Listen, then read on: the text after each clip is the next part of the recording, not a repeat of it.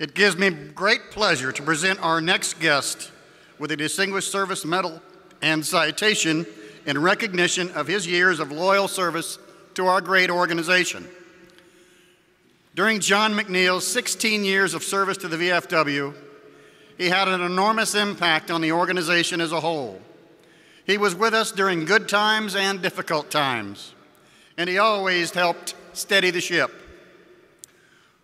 While at the national headquarters and the Washington, D.C. office, John was an integral part of the VFW, doing all he could to provide dedicated support and assistance to our departments and posts. Everything he did, he truly did for our nation's veterans. John initially joined the staff at the VFW in 1997 as the Assistant Director for Veterans Benefits Policy. In 2002, he was promoted to Deputy Director of National Veterans Service, where he served until being appointed Assistant Adjutant General Operations in 2005. In his many years of service, John continually demonstrated his commitment and dedication to the veteran community, his nation, and this great organization. For that and his many years of loyal service, we owe him a lasting debt of gratitude. Last year, he stepped down as Assistant Adjutant General to enjoy a well-earned and what we're sure will be a long and pleasant retirement. It is now my honor to introduce a great friend, John McNeill, and award him with the VFW Distinguished Service Medal and Citation Award.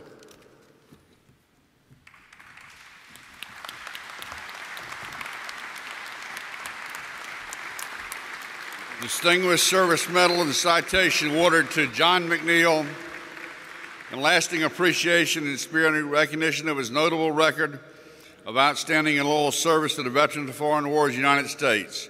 His many accomplishments during his time as Deputy Director of the National Veterans Service, Assistant Director for Veterans Benefits Policies, and ultimately as Assistant Adjutant General Operations have contributed significantly to the success of VFW programs and their missions. His admirable and unwavering dedication to the VFW and its members, along with the professionalism with which he performed his duties, are in the finest traditions of the Veterans of Foreign Wars of the United States, in witness whereof we have hereunto set our hands in the official seal of the Veterans of Foreign Wars of the United States this 22nd day of July 2014, signed by William Thine, Commander-in-Chief, John Hamilton, Adjutant General.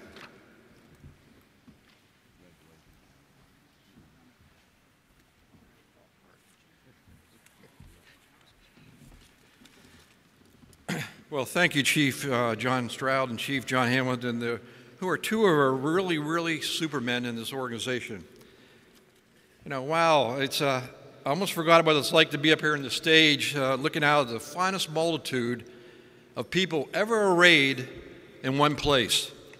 But I also have to be honest with you, I kind of enjoyed the last couple of days sitting out there with you and joining in with a local chorus saying, "There goes National again, trying to snow us."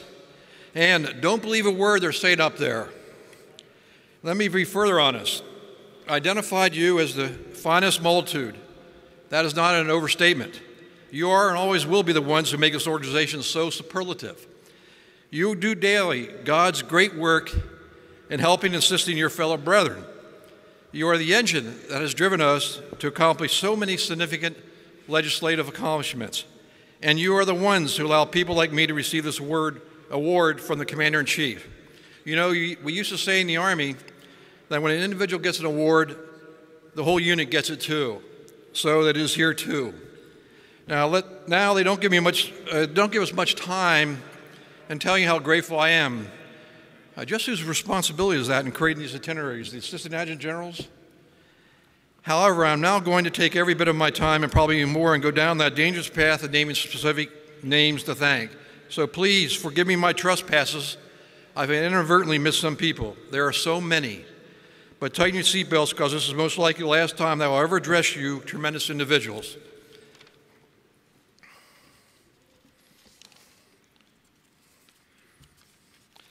Let me start with the department adjutants out there. Great individuals such as Rick Barg, Roy Grono, Bob Funk, John Getz, Benny Bashan, Ray Thomas, Priscilla Wilkowitz, Tim Peters, Hal Burke, Ron Ruskowitz, Pete Massetti, Dave Pipes, John Leipzig, Andy Dumas, and I'm still trying to figure out what language Andy speaks. And I'm Jim Hesselgrave, Kim DeShano, Terry Vance, Johnny Richard, Travis Whaley, Wayne Paulson, Frank Lightower, the list goes on and on and on. I always felt the adjutants were my de facto bosses, and they always were so good to me in providing erudite advice and counsel.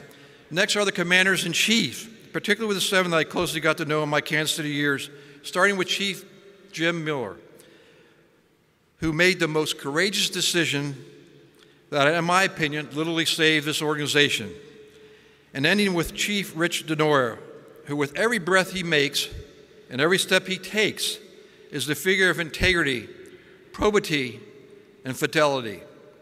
Those 2 commanders are the example of all our chiefs, past and present. That is one VFW election that we members always seem to get right. My first 13 years were spent in the DC office, which is now led so ably by Bob Wallace. Bob always supported and was the biggest cheerleader in all we did in National Veterans Service. But what I truly thank Bob for is his superior involvement in so many of our veterans' benefits legislative achievements, particularly over the last 15 years.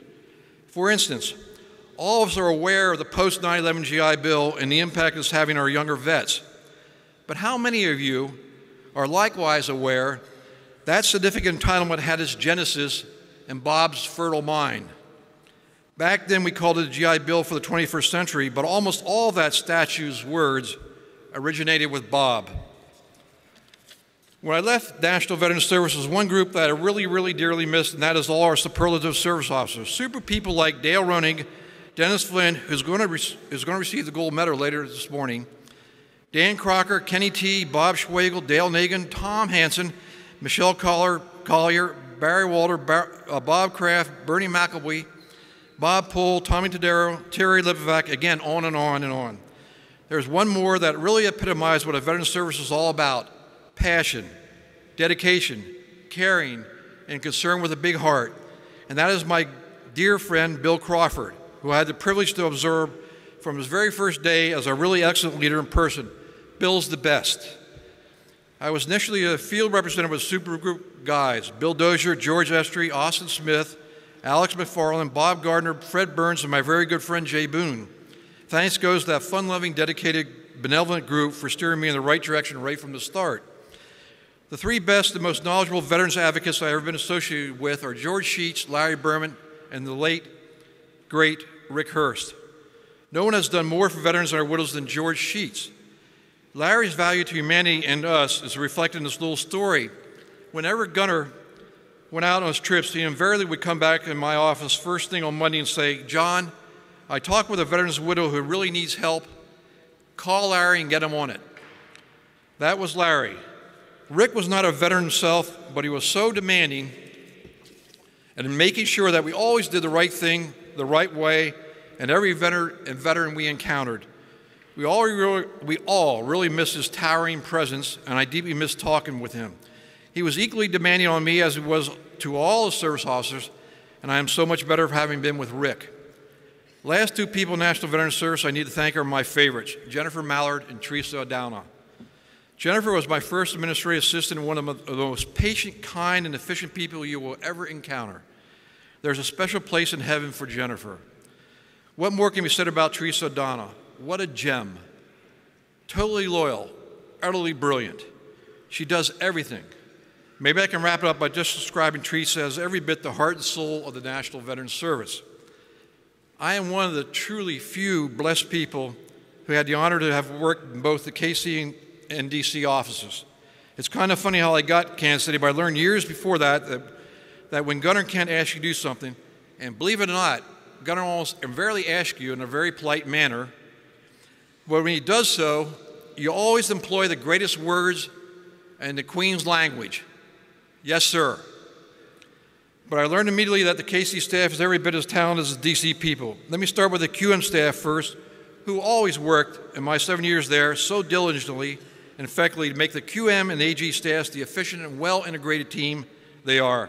Superlative people like Jim Leartz, Pat Botbile, Linda Porter, Sidney Dusenberry, Billy Weisen, Judy McNeill, Sonia Cartwright, Sandy Kendrick, Mary Heineman, Ryan Strathman, Deborah Anderson, John Mucklebauer, literally all who work in the quartermaster. The credit for all this in the QM goes to the tremendous leaders they had in my time, Larry Maher and Bob Green. Most of you have seen Larry in action at least once yearly as our front man who scrupulously and efficiently took care of the company's money. I was privileged to see Larry's utmost integrity on a daily basis, and he was so good to me with his wisdom. I am proud to consider Bob Green a great friend, and he always made the time to talk with me when I needed him. That includes sharing his vast historical knowledge of the VFW and maybe just as important, giving his judgment on the best barbecue places in Kansas City. Again, Bob's election to replace Larry as the quartermaster is an election that you certainly got right. I had 7 years with the AG staff were the best ones of my life. That's because of people like Marty Vasholz, Darla Garrison, Tammy G., Chris Harmer, Rachel Powell, Teresa Johnson, Tammy Beaucamp, Lucinda Cox, Janie and Tim Diehouse, Rob Weiner, Becky Curtis, Susan Ernest. They are simply the named representatives here of the whole AG staff. Do you know when you are really lucky to have such wonderful people? When you have an extremely low turnover and they all tell you how much they love their jobs. That's your AG staff.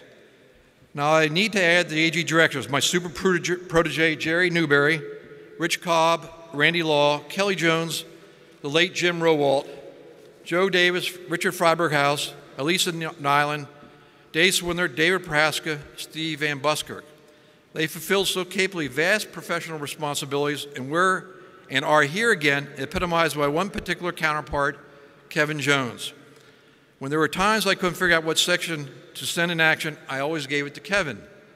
One time when Kevin was curious as to why I was doing that, I told him, because you will get it done well.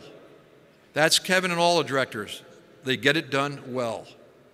I am now to what I affectionately call the quad mob, the fabulous four of Betty Franke, Vanessa Kane, Mary Ann Vasholz, and Diane Putoff. All of you know Betty is a very efficient person who gets our leaders to the right place at the right time and in the right manner.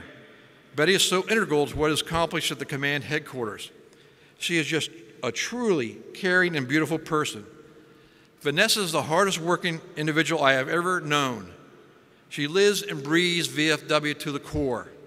My wife Cecile told me once to make sure Vanessa is always happy because she leaves, I would die. How true that is. Mary Ann has had for many years the responsibility of something that could rapidly get us in deep trouble if anything went wrong, and that is getting all you good people here to the convention and the DC conference.